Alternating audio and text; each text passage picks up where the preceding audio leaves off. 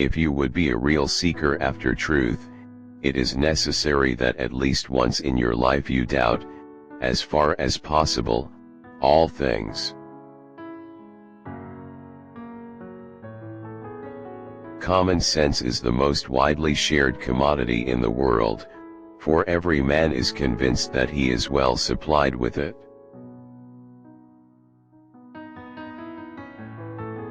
It is not enough to have a good mind, the main thing is to use it well. To know what people really think, pay attention to what they do, rather than what they say.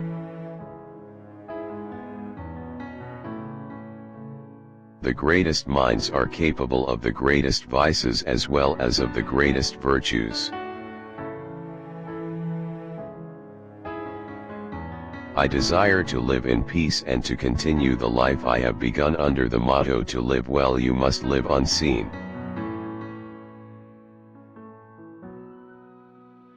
You just keep pushing. You just keep pushing. I made every mistake that could be made. But I just kept pushing.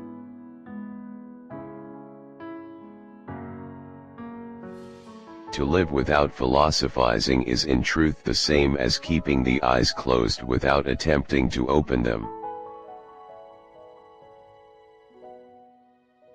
In order to seek truth, it is necessary once in the course of our life to doubt, as far as possible, of all things.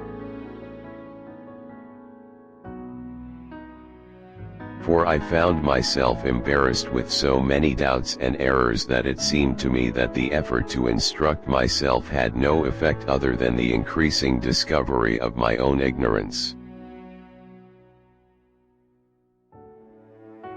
Each problem that I solved became a rule which served afterwards to solve other problems. With me, everything turns into mathematics. Because reason is the only thing that makes us men, and distinguishes us from the beasts, I would prefer to believe that it exists, in its entirety, in each of us. Nothing is more fairly distributed than common sense. No one thinks he needs more of it than he already has. When I turn my mind's eye upon myself, I understand that I am a thing which is incomplete and dependent on another and which aspires without limit to ever greater and better things.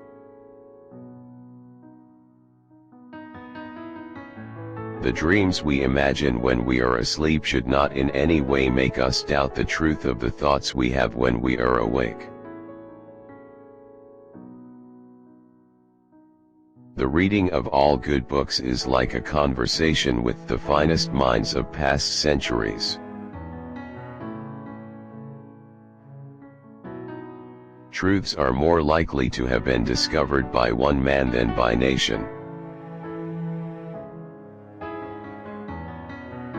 The last rule was to make enumerations so complete, and reviews so comprehensive, that I should be certain of omitting nothing.